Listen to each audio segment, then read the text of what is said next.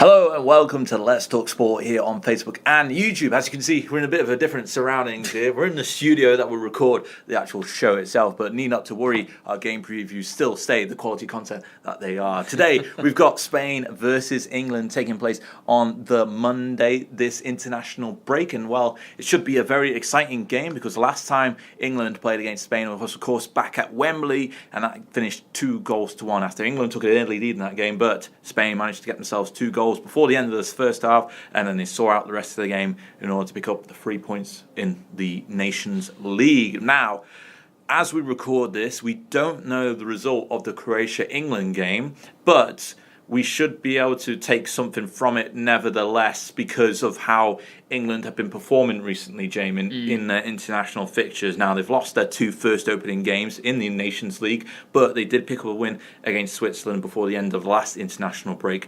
But what kind of England performance are we expecting against Spain this time around? Because it is, of course, away in Spain. Is that going to be a factor in things, do you think? I think that'll make it trickier. Yeah. I mean, Spain are one of those teams where, we always look back at the history of them over the last 10 years. They were the best team in the world. Spain was the home of football for at least a good 4 years when they won the Euros in 2008, then the World Cup in 2010.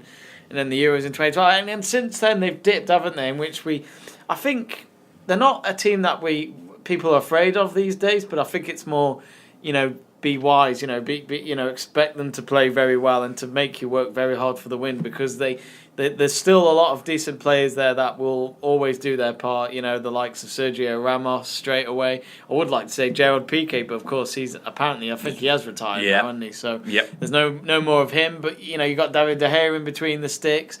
And then up front, we do have the likes of Morata and Diego Costa straight away. So, I think, as an England fan, I still think we should approach like we did with the World Cup.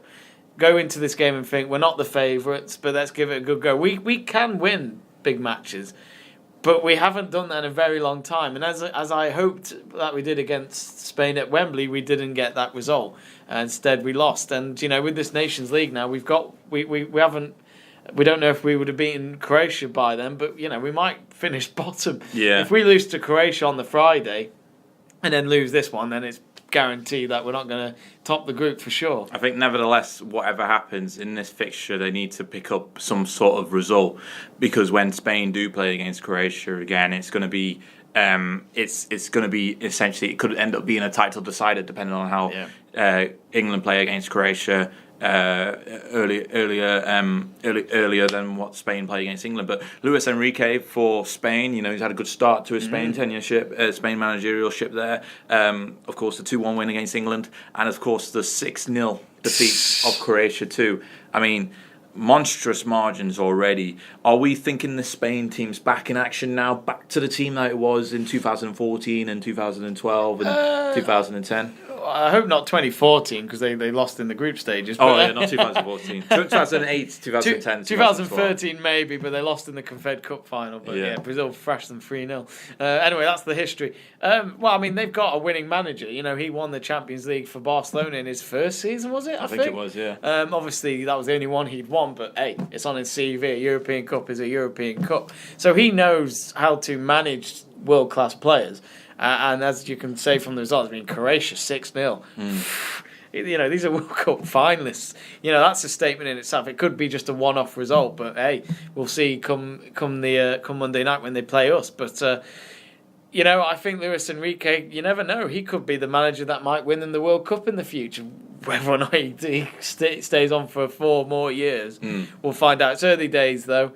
I wouldn't be surprised if Spain are the favourites for this one again, but Gareth Southgate knows that he's up against a manager that is someone not to underestimate on any day for a match. Now, for England, visiting Spain has been playing against Spain altogether. It's been difficult for him. Only 1 win in the last 6 meetings with Spain. And I remember we beat them that game. Was it 1-0 or something like that at Wembley? Where it was a friendly, so it meant nothing. We always win big games if it's a friendly. That means nothing. So we've got the squad now. Or unless you really care about the Coca-Cola ranking. No, I'm not too sure if anyone. No, I like Coca-Cola, but you haven't hooked me on that. Joe proves it, I think. Oh, okay. Oh, Pepsi. Oh, is it Pepsi now? Oh, no, he's a Pepsi fan. Sorry, I didn't get that. I like both. He likes both. But for England, no Daddy Ali in the squad because of injury, but there's been call-ups for the likes We can live without him. For likes of Maddison, Sancho and Mount, Barkley back into the squad. Oh, do we expect these guys to get a run around against Spain, or do we think England would potentially go for the strongest squad, which would mean, not much change from the teams that we've seen play recently? Well, I mean, the team recently lost to Spain, so you either stick with it and hope that they've learned from that defeat, because it's weird, isn't it? We've never had this before, where we've gone up against, in terms of international football, we've gone up against the same team again in a space of a month or two. Yeah. So that I've never seen before until they've introduced the Nations League, but. Barkley, I'd like to see him play. I think, this is his time now. We've talked about him for years. He could be another Jack Wilshere there, which I worry about, which he could be hyped up to be this such and such, and then nothing happens. In terms of the other players you mentioned, they've got no experience playing for England. I'd like to see it, but sadly, we've got no friendly matches in this period. Yeah, which next would have been friendly's great. not until November. Yeah, so, I mean, I think it's great that they've made the squad. Whether or not we should try them out, let's see what the Croatia lineup will be. And if that lineup wins against Croatia, then you stick with that same squad, no matter who you're going up against next, because you want that chemistry and flow to stick with. Is there any England players in the squad that you want to see be given chances at all?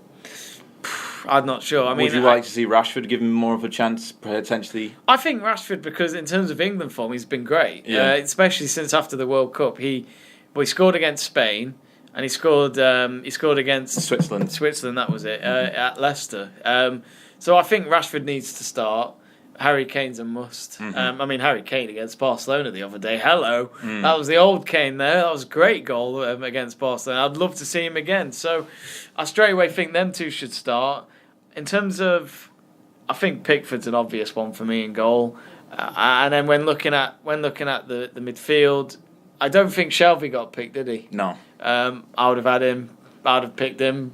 Anyway, I like Shelvey. I think he's a good player. He's having hard times at Newcastle, but I don't think he'll be there in the Championship next year when they go down. But that's who I would have had. But as you can see, Southgate.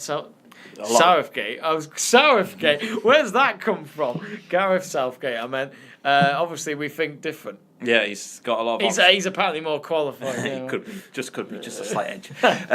So yeah, this game coming up against Spain could be a must-win game for England. So what scoreline are we expecting it to be? Sadly, I don't think we're going to win. So I even though I'd love England to win in Spain, even though it's not going to happen, it's going to be a 2-0 win for Spain. Yeah, I can see it going that way as well. I think maybe in terms of desperation, England may nick a goal in this one, but I think it's going to be very similar to what we saw at Wembley not too long ago. I'll take a draw. I think a draw would be nice, but I think it'll be a must-win England situation, and I think because of that, they might make mistakes at the back against Spain, and as a result, Spain will take advantage, as we've seen already in their first two opening Nations League games, that they can show themselves to be a brute force once again on the international stage, despite their poor performances at international tournaments as of late in 2016 and getting knocked out in the World Cup just gone this year by Russia. So what are your own predictions for the game itself? Let us know in the comment section below this video. Don't forget to like it, subscribe for more Let's Talk Sport content, which you see you all very soon.